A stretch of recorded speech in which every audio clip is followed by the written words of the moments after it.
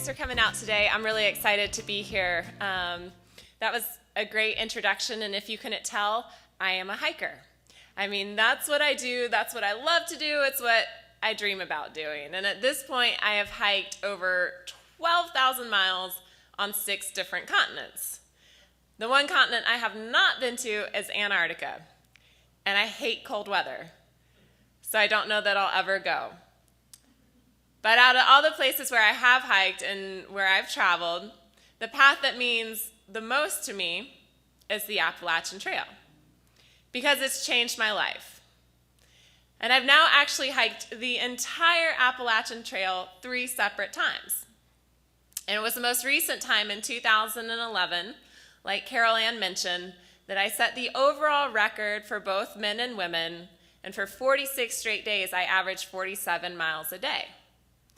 Which is crazy, right? I think we can all agree that that is crazy. But we can probably also agree that a journey of any distance or any speed always starts with a single step. And my first step into the wilderness took place when I was 21 years old. I had just graduated from college, and like a lot of recent college grads, I had absolutely no clue what it was I was going to do with my life. So I needed time and I needed a place to figure things out. And I grew up in Henderson County. I graduated from Hendersonville High School in 2001. And growing up in this area, I had heard about the Appalachian Trail. Now, I had never set foot on it before. In fact, I had only spent 3 nights in the woods my entire life. But based on what I heard about the Appalachian Trail, or the AT, I knew it was really stinking long. I mean, it's 2,185 miles long. It travels through 14 separate states. And it seemed like it was a pretty inexpensive way for a recent college grad to take 4 to 6 months and figure it all out. So after graduating in December, I waited just a few months. And then I started on my own from Springer Mountain, Georgia, with my brother's old Boy Scout gear and the goal of making it all the way to Maine. And even though I wasn't an experienced backpacker, well, in my head, I figured I like to be outdoors, and I've always played sports, and hiking the Appalachian Trail is just walking. So how hard could it be? I'll never forget, about 2 weeks into the trip, I woke up one morning and there was cold, steady rain falling outside. And the last thing I wanted to do was crawl out of my tent and start hiking. But they have this great expression on the trail that the hikers say when they start in Georgia and they're working their way up to Maine. And it goes, no rain, no Maine. So if you're not willing to hike in the rain, you won't make it to Maine. And that's what I told myself over and over and over. And finally, I crawled outside, I packed everything up, and I started hiking down the trail. And I was hungry, because I'm always hungry when I'm hiking. And so I pulled out an energy bar from my pack. But my fingers were so cold and numb that I couldn't even open the wrapper. So I tore it open with my teeth, I took a big bite, or I tried to take a big bite, but it was so cold that my energy bar was frozen solid. So at this point, I am hiking down the trail in the pouring down rain, and now I'm licking my energy bar like a popsicle. And I was thinking to myself, this is not the adventure I had in mind. And I promise you, I wasn't hiking quickly that day. In fact, I was just dragging my feet until later that afternoon, when the cold, steady rain turned into a thunder and lightning storm. And this was my first electrical storm on the trail, and so I was terrified. I mean, it sounded like it was right on top of me, and all I could think about was getting to someplace safe. And the Appalachian Trail is unique because it actually has shelters all along the route. About every 7 or 8 miles, there are these 3-sided wooden lean-tos, and they are not fancy. They're usually filled with mice and filled with other hikers. But I knew I was getting close to a shelter, so I went as fast as I could, and when I made it there, I thought, phew, I'm safe. And so, the next thing I did was I took off my pack and I dug inside for the trash bag that protected my one spare set of dry clothes, which I only wear at night. And then I took my change of clothes behind the shelter where I could change in privacy away from all the other hikers. So there I was, behind the building. But I was still hugging up against the wooden boards of the shelter because there was this thin strip of roof over my head that was keeping me dry. And as I was taking off a cold, wet fleece and reaching my hands into the air, at that exact moment, a lightning bolt hit the roof of the shelter, and then it went through my body to the ground. I felt a painful surge of electricity travel down my arms, through my spine, down my legs, and out of my body. It was by far the most intense.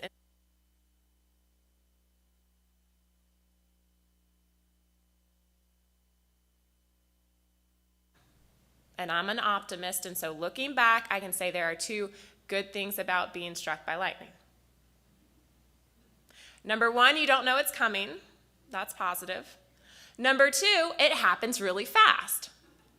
So by the time I could even figure out in my head what had just occurred in my body, the pain was gone.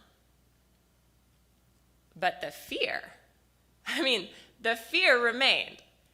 There was no doubt I had been struck by lightning. And so naturally, I just started this self-assessment. I wanted to make sure I was okay. And I spent the next few minutes, wiggling my toes and counting my fingers. And finally at the point where I didn't see any negative side effects, I took a deep breath.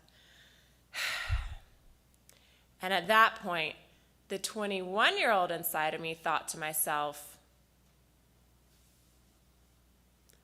cool, there I was, week 2 of the trip, and I had just survived a lightning strike, and because I didn't see any negative side effects, well, of course I wondered, gosh, maybe I'll wake up with a blonde streak in my hair, or different colored eyes, or the gift of telepathy.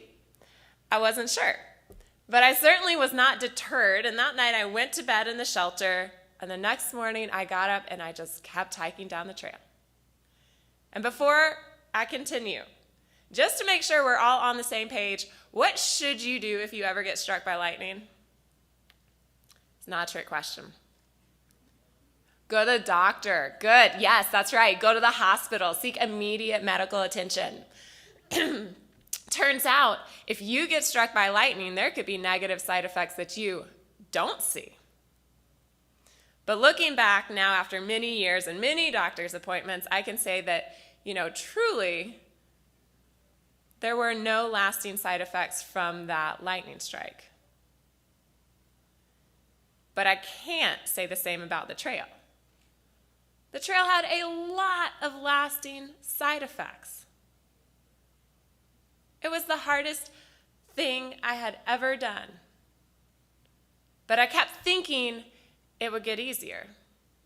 And as I approached the Smoky Mountain National Park, after just a few weeks of my journey, I knew it was going to be great to hike through the Smokies. Because even though I had grown up in Hendersonville, I had never been to Smoky Mountain National Park. And it is the most visited national park in the entire country. And I figured if all those people were going there, there must be something to see. And since the trail had about 70 miles through the park, I hoped for lots of views and lots of nice weather. But the entire time I was hiking through the Smokies, it was windy, it was foggy, it was rainy, and it felt like I was stuck in a gray cloud. And I will never forget my last night in that park because I was staying at a trail shelter. It's called Tri-Corner Knob Shelter, and it's up at almost 6,000 feet above sea level in the Smokies. And I went to bed in the shelter just curled up and shivering in my sleeping bag and listening to the sound of rain falling on the shelter roof. And when I woke up the next morning, well, the first thought that went through my head was, oh, thank you, God, I don't hear rain on the shelter roof anymore. It must have stopped. And then I looked outside. And what did I see? Snow. There were 6 inches of snow already on the ground, and it was coming down in blizzard-like conditions. And all of a sudden, I sort of flashed back to childhood or flashed back to growing up around here. And I swear, every spring, the Time News has an article about hikers who have to get rescued out of the Smokies in a snowstorm. And I thought, my mom is gonna kill me. I can't get rescued out of the Smokies in the snowstorm, and so I have got to get out of here. And based on my guidebook, I had about 18 more miles in the park, and it was all downhill, and I knew if I could make it to the edge of the park, well, there was a hiker hostel where I would be safe, where I could get more food, and where I could even take a shower. So now, that was my goal, hostel or bust. And sitting up in the shelter, I looked for my shoes, and the laces were covered in ice. I mean, I couldn't even tie or untie them. I just slipped them on, threw on my pack, and then I started hiking down the trail. Now, it's always hard to hike down a trail in a blizzard. But it is especially hard to hike down the Appalachian Trail in a blizzard, because the entire path is marked with one symbol, one marker. And do you guys know what that is? Yeah, a white rectangle. So there I was in a blizzard looking for a white rectangle painted on trees that were covered in snow. Not the easiest thing to do. It was taking me a while to make sure I was even on the right trail, but thankfully most of the time the path stayed within the confines of the forest. So the trees, somewhat protected me from the wind and the sleet and the snow that was coming down. But at one point, the trail left the forest and just went onto this long, exposed ridgeline. And as soon as I stepped out of the woods, I felt that wind and precipitation hitting my face, and it just burned. And so all I could do was just duck my head and close my eye, and then I just kept marching until I made it back into the forest. And when I got there, I lifted my head, and I couldn't open my eye. It had literally frozen shut. I had no clue that could happen, but it can, and I had to stand there and actually pick icicles off of my eyelashes. I had to wipe frozen crust out of the corner of my eye until I could once again lift my eyelid, regain my sight, and keep hiking down the mountain. Now, thankfully, I made it out of the Smokies. And eventually, I even made it up to Virginia. And I was so happy to be in Virginia. I mean, I had come over 500 miles. I'd been on the trail for close to a month and a half. And in Virginia, for the first time on my journey, it finally started to feel like spring. I mean, I left behind a lot of those cold, rainy days and snowstorms that I experienced in North Carolina and Tennessee. And in Virginia, well, now I started to see wildflowers blooming along the trail. And while I wasn't always so preoccupied with Mother Nature and figuring out how to hike and how to backpack, well, at that point, I really started to enjoy kind of the human nature aspect of the trail. And by far, one of the coolest parts of the AT is the community. And each year, over 2,000 people will come out and try to hike the entire path. And those folks have all different backgrounds and beliefs. They have all different ages. In fact, this is pretty unbelievable. The youngest person ever to thru-hike the entire Appalachian Trail, and a thru-hike means they do it all at once in one calendar year. Well, the youngest person was a 6-year-old boy who did it with his family. And in my mind, probably the most impressive record on the Appalachian Trail is that the oldest thru-hiker was 82 when he finished. But you know, within that wide range, the two main groups on the trail are folks right out of college and then individuals who have recently retired, because those are the times in life where you can go and take a 5-month hike. And what I discovered on the AT is that that's a really special combination. I mean, as a 21-year-old, I was relieved to meet other people my age and realize that they didn't have it all figured out either. But more than that, I was really blessed to spend a lot of time, a lot of miles with folks in their 50s and 60s and 70s, and they had a lifetime's worth of experience and wisdom. And on the trail, they had time to share their stories. See, the trail doesn't just teach you to be a good listener, it forces you to be a good listener. Because out there, conversation is your entertainment. And without everyday distractions, without cell phones or TVs or homework or work commitments, you get to know people really well, really quickly. So a lot of times after I spent a half day or a full day with another hiker, when we parted ways, I felt like I knew them as well as someone I had known my entire life.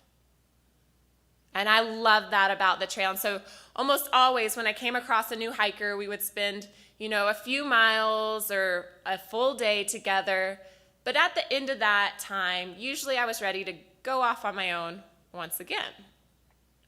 So in Virginia, I came across a young man who was around my age, and we spent most of the afternoon walking together and talking together, and he was a pretty interesting fellow. But by the end of the day, I knew that I was ready to part ways and go on my own. So I tried all my normal rituals or my routine to split up, and nothing seemed to work. It became very clear that this guy really wanted to keep hiking with me. And being from the South, I'm not always very good at being direct. And I didn't want to hurt his feelings. And so I just decided to, leave some hints or some verbal clues about how I felt. And so I turned to this other hiker and said, "Gosh, you know what? I really like hiking by myself." And he turned to me and he said, "Yeah, me too." And he kept following me. So a little while later, I decided to try again, and this time I turned and said, "Gosh, I am so glad that I don't have a hiking partner." And he looked at me and he said, "Yeah, me too." And he kept following me. And he kept following me for 6 days. And I tried everything I could think of. Besides the hints and clues, I tried hiking really, really fast, but he kept up. So then I tried to hike really, really slow so he would get bored and want to go ahead. But turns out he was very patient. So finally, after nearly a week of this, I was fed up, I was frustrated, and clearly I was desperate. Because when there was a brief break where I didn't see him right behind me on the trail, I thought to myself, this is it. This is my chance. I have got to escape.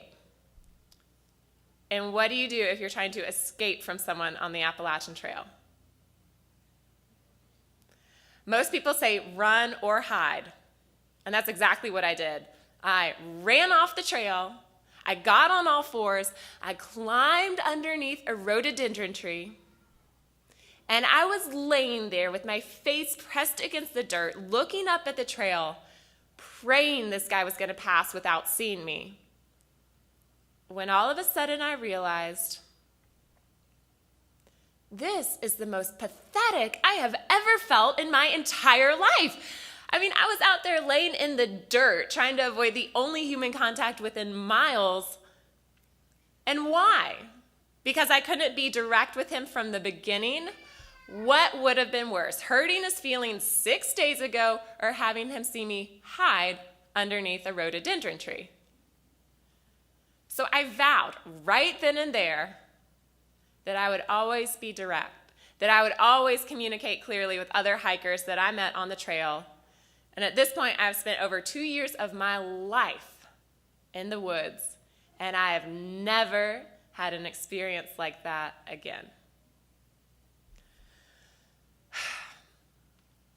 Now, by the time I made it to Pennsylvania,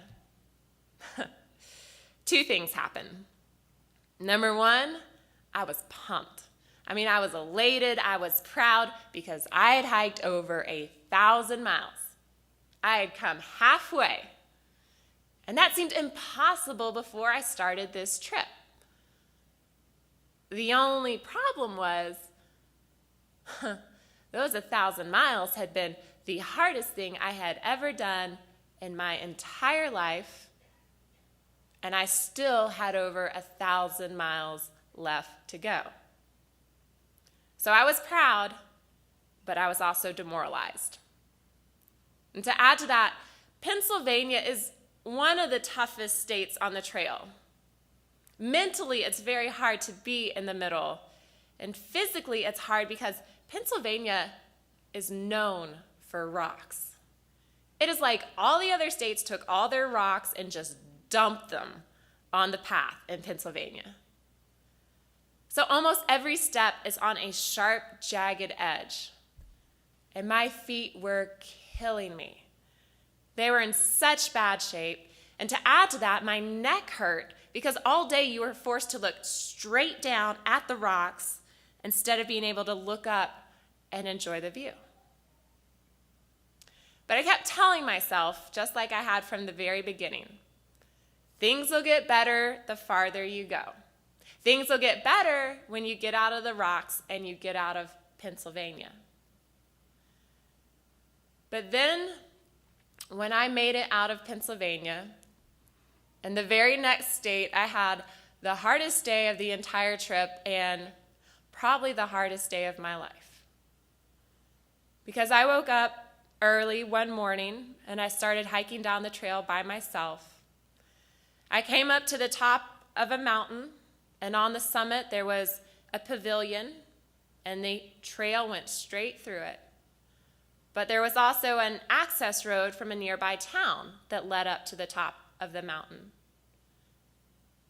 And sometime before I arrived, someone had driven up from the nearby town and committed suicide. And I was the first person to come across the body. And I had no clue if it was a suicide or a murder or if someone was going to hurt me.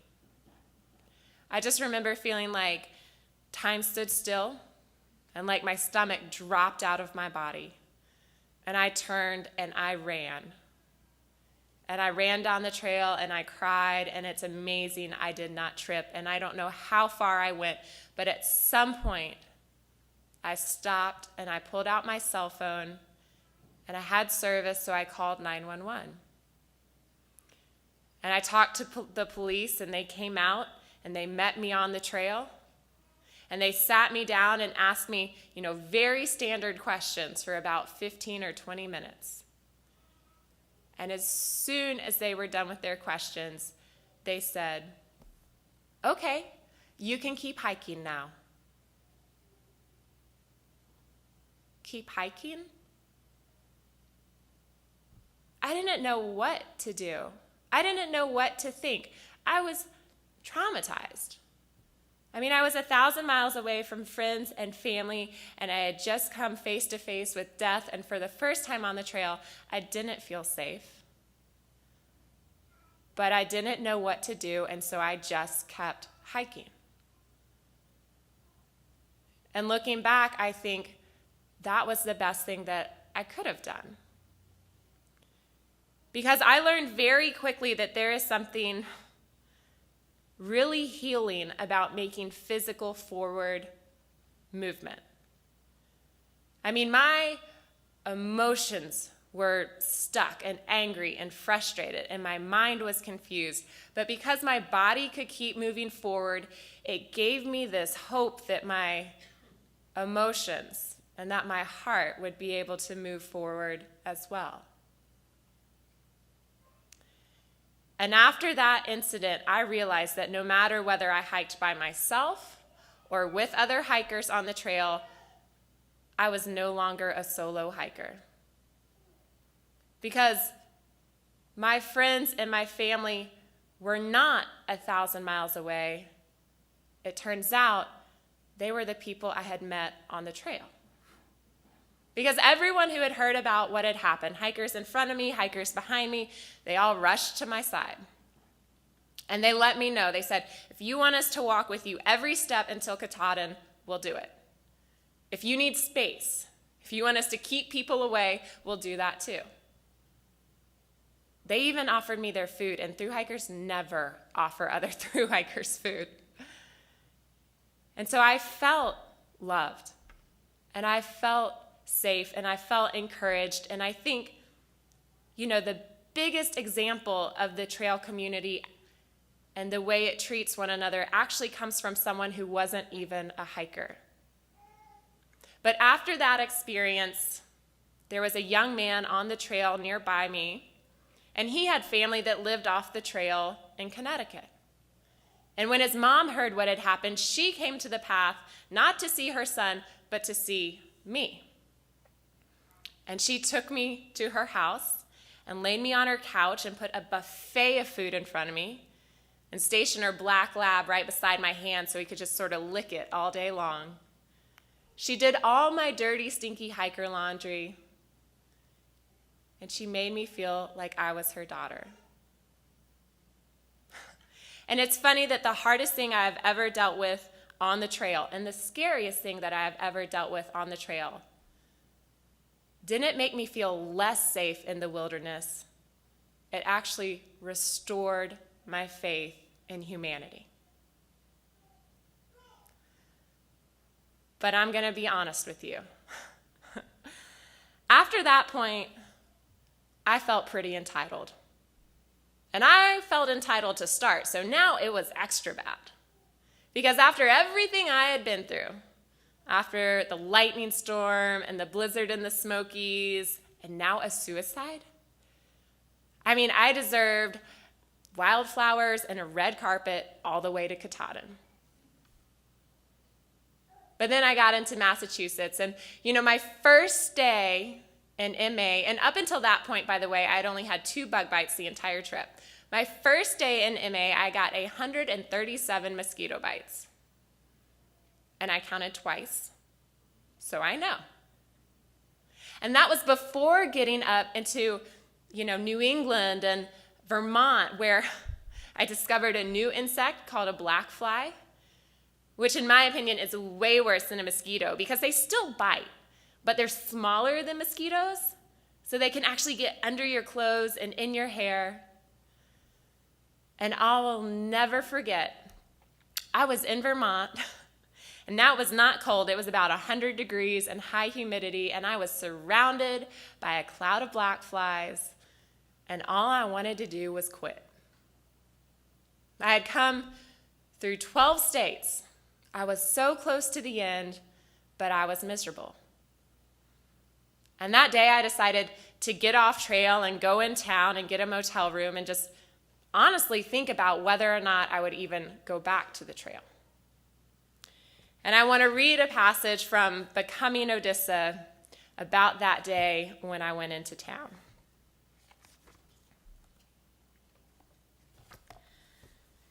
Getting a motel room by yourself on the trail is kind of like drinking alone. It's supposed to be a social tradition, so doing it by yourself often means you're ashamed or trying to hide it, or else you're just really depressed. I told myself that wasn't it. I just liked the taste. The sad thing was the motel room didn't make things better. At first it felt good, the shower, the warm bed. But once I was clean and dry, I didn't have anything to do, and it was only 5 o'clock. I turned on the TV and just lay there for 4 hours, mindlessly watching a rerun of the MTV Music Awards. I hated it. Somewhere amid the evening gowns and makeup, the loud music and performances, I was overcome with a sense of fakeness. I mean, nothing about the award show seemed real.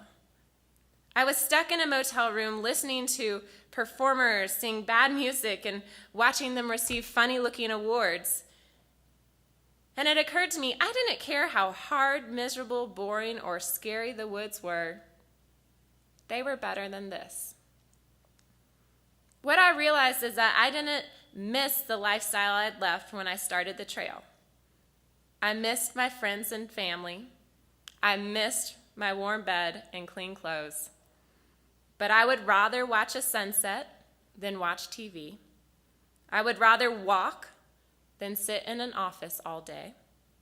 And I would rather sing out loud to myself on the trail than watch the MTV Music Awards. What I finally realized in Vermont, well, it's something that should have occurred to me back in Georgia. Because what I finally realized is that the trail wasn't going to get any easier. The trail was innately hard, and it was going to be difficult from the beginning all the way to the end. But I finally accepted that on the trail, I was not in control. And feeling entitled just made everything worse. Because on the trail, I couldn't change the weather, I couldn't make the mountains any lower, and I couldn't do anything about the insects. But I could control my attitude. And when I realized that, it's funny because things immediately got better. And they started to feel easier. Now I no longer tried to fight the trail, I just flowed with it. And the two toughest states are New Hampshire and Maine. But they ended up being my two favorite states of the entire trip. And I'll never forget the hardest mile of the Appalachian Trail is right in between Maine and New Hampshire. And it's called Mahoosic Notch. And it's basically a boulder field stuck in between a narrow gulch. And there's no hiking through there. For 1 mile, you are crawling and scrambling on top of rocks and even under rocks in little tunnels. And most people get really frustrated when they hike a mile in about 2 hours. But I went through it with other hikers, and we laughed and we played, and it just felt like it was Mother Nature's playground. And when I finally got to the last mountain, I was exhausted and dirty and really smelly. But I was a completely different person, and I liked the woman at the end a whole lot more than the girl who had started. And along the way, it was a transformative journey. And I want to share some of the ways I changed by doing one more reading. And this selection takes place on my last full day of the Appalachian Trail. When people had asked why I wanted to hike the Appalachian Trail, one of the answers I had given was that I wanted time to think about where I wanted to live and what I wanted to do for a living. And the trail would give me plenty of time to do that. But now that I was at the end, I didn't feel any closer to knowing the answers than when I started. Hiking the trail had proved too difficult to let me look ahead and make future decisions. It had demanded my entire focus. The only thing I felt more certain of at the end of this journey was myself. I was no longer defined by my resume or my activities, and I didn't give answers based on what I thought other people wanted to hear. For the first time in my life, I knew who I was, and I was okay with who I was. I definitely believed in God, That probably stood out the most after 2,100 miles. And for the first time in life, I didn't feel like I needed to hide that or apologize for it. Because my affection for other hikers and their acceptance of me helped me realize that regardless of faith and background, if you get to know people not what they are, but who they are, then you will experience love and friendship you might otherwise have missed. I also knew that something deep within me connected with nature, hard work, and simplicity. I learned that I was both stubborn and tough, a lot tougher than I thought I was, especially when I let other people help me. I knew that I was beautiful, not necessarily because of how I looked, and especially not because of how I looked on the trail, but because of what my body could do. And I also knew that I was blessed with a wonderful family and wonderful friends on and off the trail. When it was over, I did what most hikers do. I got off the trail and I got a job. Much to my mother's relief, I got a job. And it was a great job, and I was working with really fun people, and so everything said that I should have been happy. But the weeks started to pass and the months started to pass, and all I could think about was the trail. And I missed the trail, and there was so much I missed about it, but the thing I missed the most didn't seem to make sense. Because the thing I missed the most was how beautiful I had felt hiking. And when I was hiking down the trail, I was dirty and stinky, and when I say stinky, you don't know what that means unless you have smelled a thru-hiker. It is foul. And on top of that, there were scrapes and bruises and bug bites covering my body. But for 5 months, I didn't have a mirror, and I didn't have billboards or magazines or commercials telling me what I should look like. And so I started to see my reflection in a whole new way. I started to see my reflection through my interactions with other hikers. So if I was kind or funny, or if I made someone else smile, that made me feel pretty. And growing up, especially in this area, I had always thought that nature was beautiful. But I never realized that I was a part of nature. I was a part of that beauty until I hiked the trail. And after walking through 14 separate states and doing 2,185 miles on foot, well, now I base my self-worth a whole lot less on how I looked, a whole lot less on what other people thought, and a whole lot more on what I could do. And the biggest gift the trail gave me was that it made me realize I could do a lot more than I once thought was possible. In the past 10 years, I've been working very, very hard on and off the trail to do things that I once thought were impossible. And to conclude today, I want to share one slideshow with you all that includes different hiking pictures from long-distance hiking trails all around the world.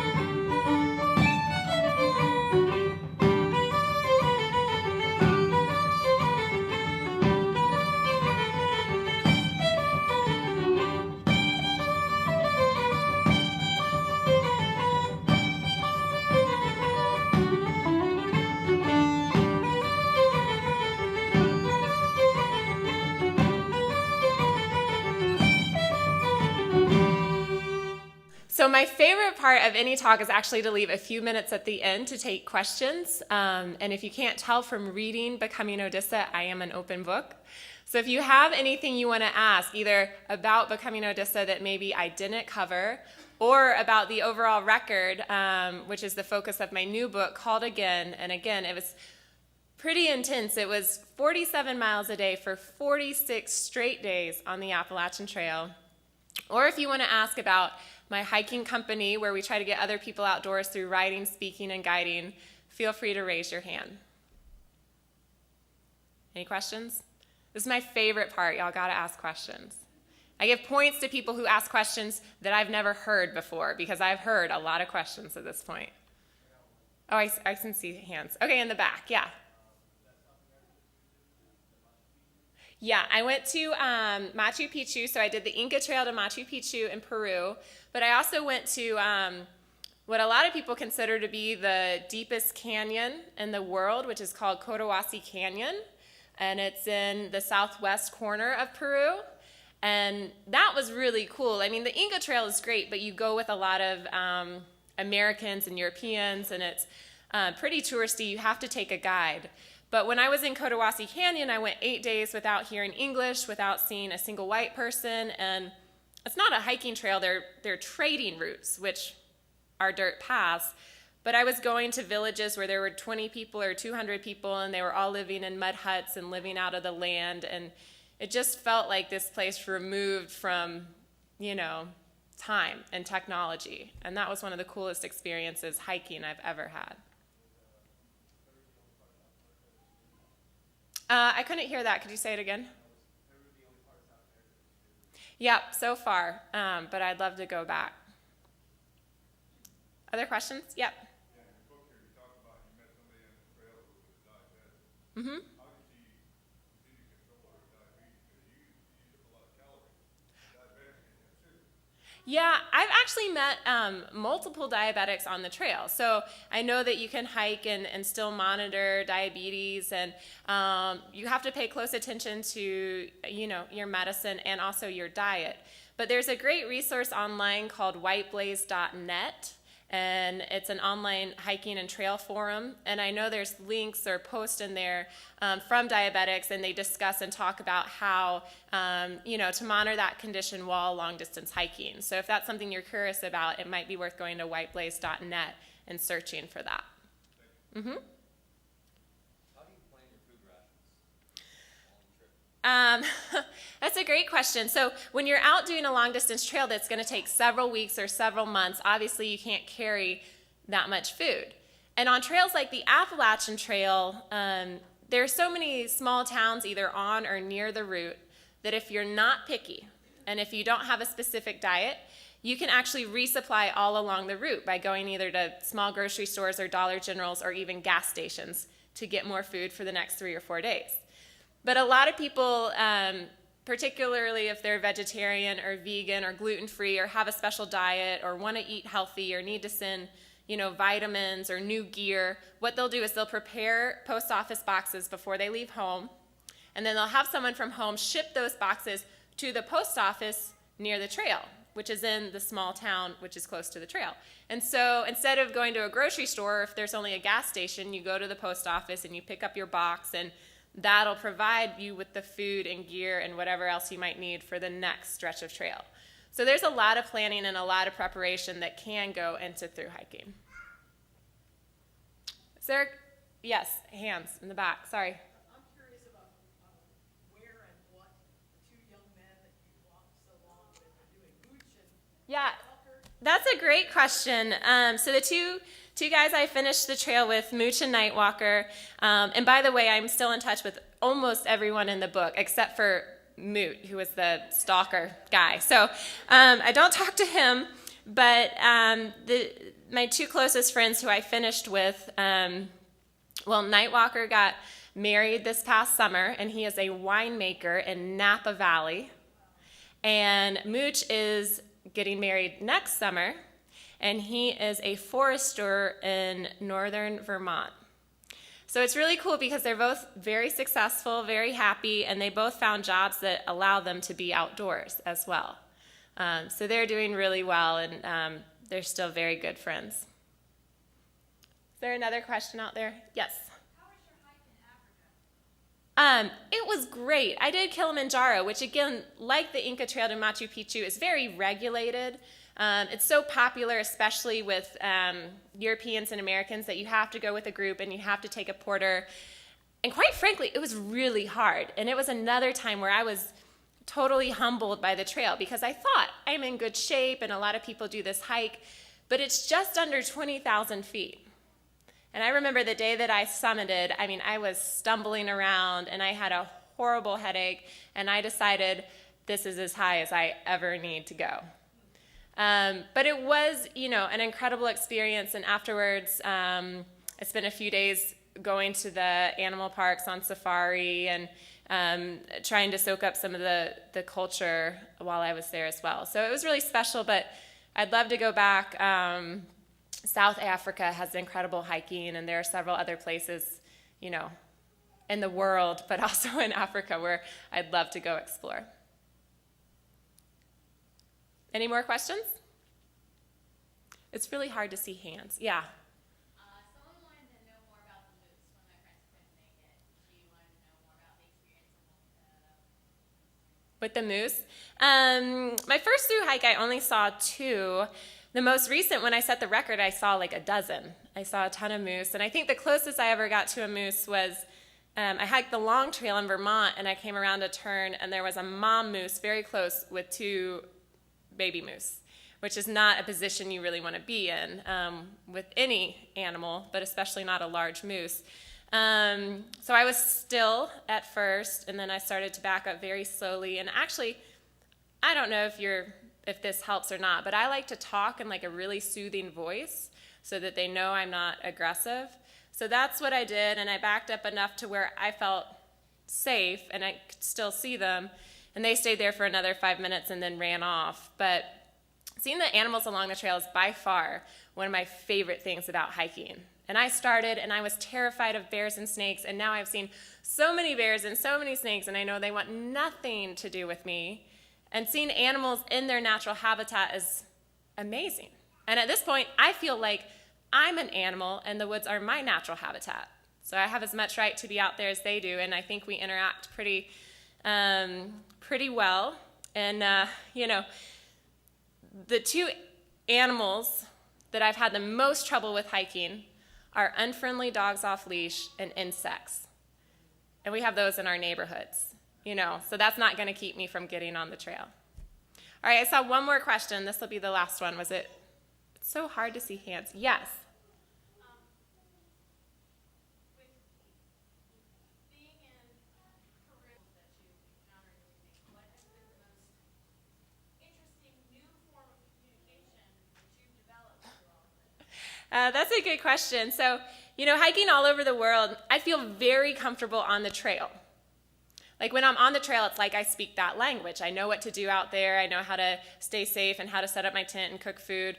But off the trail, it can be very difficult or very amusing. And I remember one time, my husband and I hiked in Spain, not this past summer, but the summer before. We hiked from the Mediterranean to the Atlantic through the Spanish Pyrenees. And we both speak a little bit of Spanish, but we were in an area where they actually spoke Catalan, I think. So there was a huge language barrier, and we were trying to communicate off trail because we had just gotten off, and we were dirty and stinky and famished, and I was pregnant, and it was not a good scene. But we really wanted to eat, and we needed to take a shower. And my husband was trying to communicate that to this hostel owner, and I walked in, and he was just going, and I swear the lady thought we needed her to feed a monkey. Like, that is how she looked at him. Like, what are you trying to say? Because, can you feed our monkey? And finally, after quite a while, we got our food and we got a shower. But it's amazing how much you can communicate with a smile, honestly, and with gestures. And again, hiking has really restored my faith in humanity because people have been so helpful and so kind to us all over the world. So on your way out, if you're interested, as you guys leave, we'll play one more slideshow with photos from the overall record on the Appalachian Trail. Thank you guys so much for everything.